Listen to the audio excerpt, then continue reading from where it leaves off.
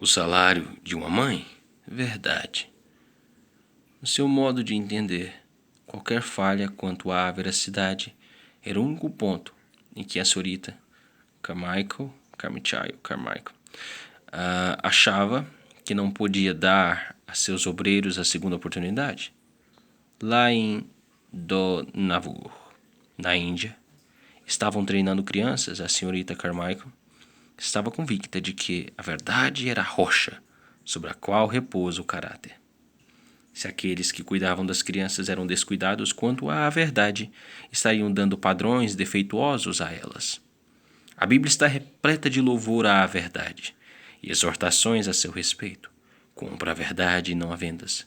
Seguindo a verdade em amor, a graça e a verdade vieram por meio de Jesus Cristo. Todos os mentirosos, a parte que lhes cabe, será no lago que arde como fogo. Não dirás falso testemunho contra o teu próximo. Provérbios 23, Efésios 4:15, João 1:17, Apocalipse 21:8, Êxodo 20:16. De que maneira podemos nós, como pais, criar em nossos filhos essa virtude louvável? Evidentemente, o recurso mais poderoso é nosso exemplo. Aqui, como em qualquer outra parte, 10 gramas de exemplo valem por 1 quilo de conversa. Uma criança que desde a infância viu promessas cumpridas e ouviu relatos preciosos de fatos que ela mesma presenciou, tem um vigoroso começo na difícil estrada da honradez e da veracidade. Essa virtude deveria ocupar o primeiro lugar. E por que não dizer o mais elevado? Nos valores que os pais acentuam para os filhos? Uma criança a quem repetidamente se diz: prefiro que você fracasse a que cole nos exames. Prefiro que você passe fome a que furte. Você errou, mas alegro-me de que, pelo menos, tenha dito a verdade a respeito do acontecido. Prefiro sinceramente vê-lo morto a vê-lo crescer desonesto. Possui também outra vantagem forte. É excelente a leitura de relatos que descrevem pessoas que disseram a verdade sem levar em conta o seu preço. Também é útil aprender versículos bíblicos relacionados com esse assunto.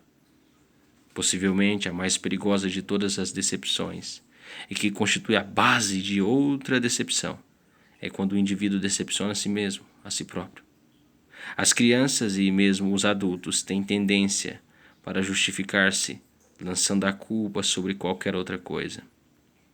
E por causa dessa tendência deformada, deveríamos forçar as crianças a dizerem a verdade nua e crua, e não permitirmos a versão artificial de um incidente. Lembro-me de quando 2 de nossos filhos, uma de 4 e outra de 3 anos, tiveram uma briga feia, acompanhada de gesticulações. Chamei-os e pedi à de 4 anos que me dissesse apenas a sua parte na rixa. Apenas a dela.